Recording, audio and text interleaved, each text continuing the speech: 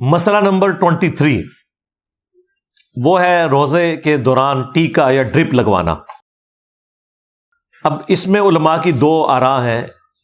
ایک طرف وہ علماء ہیں جو یہ کہتے ہیں کہ جی اگر آپ نے ٹیکا گوشت میں لگوایا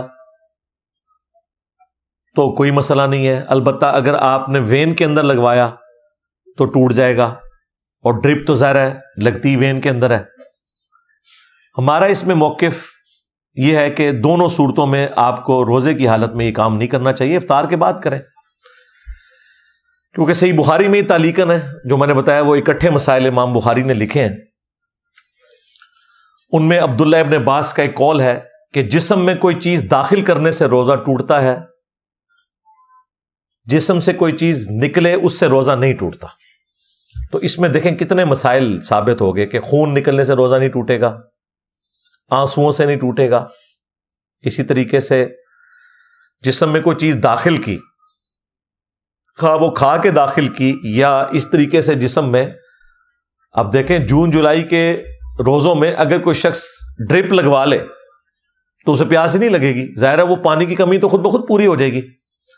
لہٰذا جو وین والا مسئلہ ہے وہ تو کلیئر ہے کہ اس میں تو روزہ ٹوٹ گیا۔ اب رہ گیا گوشت میں ٹیکا لگوانا، تو اس میں بھی احتیاط والا پہلو یہی ہے کہ آپ کو ٹیکا اس دوران لگوانے کی ضرورت نہیں، اور اگر مرض اتنا بڑھ گیا ہے آپ کو ٹیکا لگوانا پڑ گیا تو ٹھیک ہے، وہ تو مریض تو ویسے ہی روزہ چھوڑ سکتا ہے، بعد میں روزہ رکھ لے۔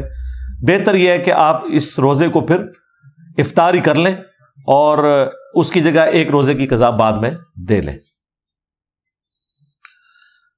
مسئلہ نمبر 24، کیا روزے کے دوران حجامہ یعنی کپنگ کروائی جا سکتی ہے؟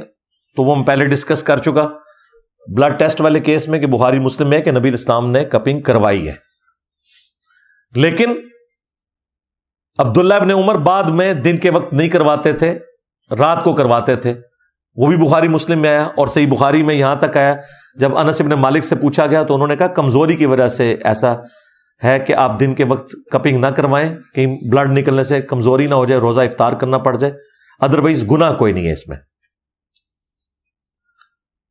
25 نمبر مسئلہ، روزے کے دوران انہیلر کا استعمال کرنا۔ جو عموماً جن لوگوں کو سانس کی تکلیف ہوتی ہے نا تو وہ انہیلر یوز کرتے ہیں۔ اب ظاہر ہے اگر اس کی عام اجازت دی جائے تو پھر تو یہ سگریٹ پینے والے بھی سوٹے لگائیں گے اپنے۔ تو انہیلر میں ظاہر ہے دوائی بھی اندر جا رہی ہے، حلق سے نیچے ہی اتر رہی ہے، صرف آکسیجن والا معاملہ نہیں ہوتا۔ اس میں اگر کوئی پرماننٹلی کوئی مریض ہے جسے روزانہ یوز کرنا پڑتا ہے، اس کے لیے تو کوئی اجتہاداً کوئی گنجائش نکالی جا سکتی ہے۔ باقی کبھی کبھار اگر کسی کو ایسا مسئلہ ہوتا ہے تو ٹھیک ہے، وہ پھر ایک روزے کی قضا دے لے، اور اگر پھر بھی وہ روزہ کنٹینیو کرنا چاہتا ہے، وہ یہ سمجھتا ہے کہ انہیلر سے روزہ نہیں ٹوٹتا، تو ایٹ لیسٹ جس روزے میں وہ انہیلر کو یوز کرے ایک روزے کے ایکویلنٹ فدیہ، ایک وقت کے مسکین کا کھانا ضرور دے لے، تاکہ قیامت والے دن اگر اس میں کوئی پکڑ ہو تو آپ کے پاس چھوٹنے کی راہ موجود ہو۔